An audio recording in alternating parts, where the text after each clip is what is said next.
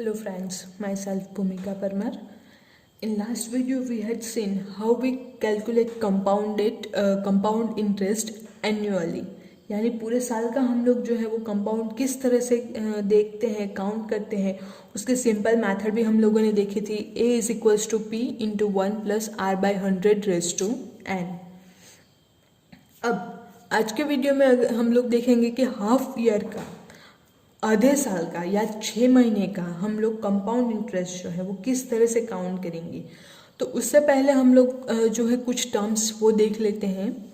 You may want to know why compounded annually was mentioned after rate. तो आप लोगों के जो सारे के सारे एग्जांपल्स आप लोगों ने देखे हैं, यहाँ पे देखिए रेट के बाद आप लोगों को पर एनम दिया गया है, यानी कि पूरे साल का दिया गया है. तो ऐसा आप लोग क्वेश्चन नहीं हुआ कि ये पर एनम लिखने की क्या ज़रूरत है. तो वो क्वेश्चन का आंसर हम लोगों को अब मिलता है. It does because we can also have interest rates compounded half yearly और क्वार्टरली. हम लोगों को जो कंपाउंड रेट हैं वो हाफ ईयरली यानी कि आधे साल का, या तो फिर क्वार्टरली यानी कि 4 मंथ का, साल में 3 बार, इस तरह से भी हम लोगों को इंटरेस्ट जो है वो चुकाना पड़ता है.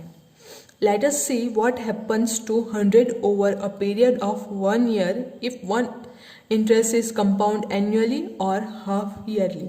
तो 100 रुपीज़ पे हम लोग कंपैरिजन करेंगे कि हाफ ईयरली में इंटरेस्ट जो है वो कितना होगा एंड ईयरली का जो है इंटरेस्ट वो कितना होगा. उससे पहले हम लोग देख लेते हैं एक नोट जो है आप लोगों के पास. Time period and rate when interest not compounded annually. तो जो रेट जो है, रेट ऑफ इंटरेस्ट जो कंपाउंड एनुअली यानी कि पूरे साल का हम लोगों के पास अगर ना दिया गया हो, तो the time period after which the interest is added each time to form a new principal is called the conversion period. Conversion period हम लोग किसको बोलते हैं? तो जो टाइम हम लोगों को दिया गया है, time period after which the interest is added each time, तो इंटरेस्ट जो है वो ऐड होता जाए, और वो जो टाइम पीरियड के बाद ऐड होता है, जैसे एनुअली तो 1 ईयर के बाद हम लोग जो है वो रेट ऐड हो जाता है, या तो फिर प्रिंसिपल जो है हम लोगों को नया मिलता है. तो उसी तरह से हम लोगों के पास जो इस टाइम पीरियड है, time added each time to form a new principal is called the conversion period. तो उसको हम लोग क्या बोलते हैं? conversion period. When the interest is compounded half yearly, तो अगर हम लोग जो हैं इंटरेस्ट जो है आधे साल का या 6 महीने का, पूरा साल यानी कि 12 महीने, 12 का आधा यानी कि 6 मंथ. सो हाफ ईयरली अगर हम लोग जाएं, देर आर 2 कन्वर्जन पीरियड्स. पूरे साल का एक ही में आ जाए तो एक साल का एक कन्वर्जन हो जाता है. लेकिन अगर हाफ ईयरली हो तो 6 महीने बाद का, एंड देन आफ्टर 6 महीने, यानी कि अगर हम लोग 1 जनवरी से देखें तो 1 जनवरी से 30 जून तक, एंड 1 अगस्त से 31 दिसंबर तक, तो 2 टाइम हम लोगों को कन्वर्जन पीरियड जो है वो 2 मिलते हैं. There are 2 conversion periods in a year, each after 6 months. In such situations, the half-yearly rate will be half of the annual rate. तो वहाँ उस टाइम पे हाफ ईयरली रेट जो है वो हाफ ईयरली हो जाते हैं, एंड एनुअल रेट जो है, half yearly rate will be half of the annual rate. तो एनुअल रेट का आधा होता है. What will happen if interest is compounded quarterly? तो क्वार्टरली अगर हम लोग देखें तो in this case there are 4 conversion periods in a year. पूरे साल में 4 कन्वर्जन पीरियड्स होंगे. सपोज हम लोग 1 जनवरी से स्टार्ट करते हैं, सो 1 जनवरी से 31 मार्च तक, देन 1 अप्रैल से 30 जून तक, देन आफ्टर 1 अगस्त से 31 अक्टूबर तक, एंड 1 नवंबर से जून, जनवरी, फेब, मार्च. देन क्वार्टर में अगर हम लोग इसको डिवाइड करते हैं तो जैन, फेब, मार्च. देन अप्रैल, मई, जून, देन जुलाई, 1 जुलाई से जुलाई, अगस्त एंड सितंबर, देन आफ्टर अक्टूबर, नवंबर एंड दिसंबर। तो इस तरह से 1 जनवरी से 31 मार्च तक, 1 अप्रैल से 30 जून तक, 1 जुलाई से 30 सितंबर तक एंड 1 अक्टूबर से 31 दिसंबर तक। इस तरह से हम लोगों को क्वार्टरली जो है वो रेट काउंट करके मिलते हैं 4 टाइम्स, यानी कन्वर्जन पीरियड जो है वो 4 हम लोगों को मिलते हैं in a year, and the quarterly rate will be 1/4 of the annual rate. तो उसके जो रेट हैं वो भी 1/4 हो जाते हैं। अब हम लोग जो आगे वाला जो हम लोगों ने स्किप किया था, ये वाला कि हम लोग 100 रुपीज़ का half yearly annum and annual compounded जो कंपाउंडेड इंटरेस्ट है पूरे साल का देखेंगे एंड साल में 2 बार, यानी कि हाफ ईयरली का भी देखेंगे। तो सबसे पहले हम लोगों के पास पी जो है वो 100 रुपीज़, आर जो है वो 10% पूरे साल का, यानी कि n = 1। तो हम लोगों को कंपाउंड इंटरेस्ट जो है उसके बाद का जो है वो कंपाउंड इंटरेस्ट काउंट करेंगे एंड उसके बाद हम लोगों को कितने पैसे जो हैं वो चुकाने होंगे, यानी कि ए जो है वो फाइंड करेंगे। तो इंटरेस्ट कितना मिलता है, तो 1 साल का है, यानी कि सिंपल इंटरेस्ट ही मिलेगा। I = PRN/100, so P = 100 into R10 into N = 1 and divided by 100। So हम लोगों को सिंप्लीफिकेशन करते हैं तो 100 कैंसल आउट, सो 10 रुपीज़ मिलते हैं। अब 100 रुपीज़ पे ये जो है वो तो सिर्फ इंटरेस्ट मिला, तो प्रिंसिपल था अपना 100, सो 100 + 10 110। तो 1 साल के बाद हम लोगों को 110 रुपीज़ जो है वो चुकाने होंगे अगर हम लोग 100 रुपीज़ जो है वो बोरो करते हैं तो। अब हाफ ईयरली का अगर हम लोग देखते हैं तो टोटल 2 टाइम हम लोगों को जो है इंटरेस्ट कंपाउंड इंटरेस्ट जो है वो हम लोगों को कैलकुलेट करना होगा। So the time period it's 6 month और 1/2 ऑफ ईयर, आधे साल का या तो फिर 6 महीने का। सो काउंट करते हैं, I = PRN, यानी कि 1/2, सो 100 × 10 × 1/2 होल डिवाइडेड बाय 100, तो हम लोगों को मिलता है 5 रुपीज़। अब कितने पैसे हम लोगों को देने होते हैं, तो जो प्रिंसिपल है उसका एडिशन करेंगे हम लोग रेट से, सो 100 + 5 यानी कि 105 जो है हम लोगों को मिलते हैं। अब ये तो सिर्फ 6 मंथ का या आधे साल का हुआ, बाकी के 6 मंथ का हम लोगों को काउंट करना होगा। तो बाकी के 6 मंथ का अगर हम लोग काउंट करते हैं तो ये अपना प्रिंसिपल होगा नया वाला, so 105 into rate same 10 into 1/2 annum, यानी n = टर्म जो है वो हम लोगों को 1/2 मिलते हैं whole divided by 100।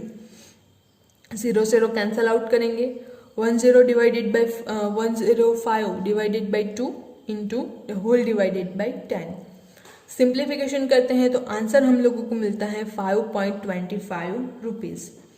So total addition करते हैं, ये सिर्फ हम लोगों को इंटरेस्ट मिला, प्रिंसिपल में हम लोग ऐड करते हैं, सो 105 + 5.25, तो आप लोगों को आंसर जो है वो मिलता है 110.25। अब यहाँ पे आप लोग देखें तो रेट जो हम लोगों को पैसे चुकाने होते हैं 1 साल के बाद, तो वो हैं 110 रुपीज़, जबकि यहाँ पे हम लोगों को 110.25 पैसे जो है वो ज़्यादा चुकाने होते हैं। अब ये तो सिर्फ 100 रुपया था, इसलिए हम लोगों को 0.25 मिला। जो अगर हम लोग 1000 ले 10,000 ले तो ये जो वैल्यू है वो बढ़ती ही जाएगी, यानी कि एनुअल रेट जो है वो हम लोगों को सस्ता पड़ता है, वो हम लोग जो है वो किफ़ायती पड़ेगा। सो एनुअल रेट हम लोग प्रीफर करेंगे हाफ ईयरली से। अब उसके एग्जाम्पल जो हैं वो आप लोग देखें, तो सबसे पहला जो एग्जाम्पल है example number 12। What amount is to be repaid on a loan of rupees 12,000 for 1.5 years at 10% per annum compounded half yearly। यहाँ पे आप लोग देखिए रेट दिया गया है, उसके बाद कंपाउंड जो है इंटरेस्ट वो आप लोगों को हाफ ईयरली का करना है, यानी रेट जो है वो आप लोगों को 6 महीने पे लगेगा। तो हम लोग जो देखते हैं तो सबसे पहले 6 महीने के लिए हम लोगों को देखना होगा। तो वो पहले 6 महीने के लिए तो प्रिंसिपल जो है वो 12,000 ही हम लोगों को मिलता है।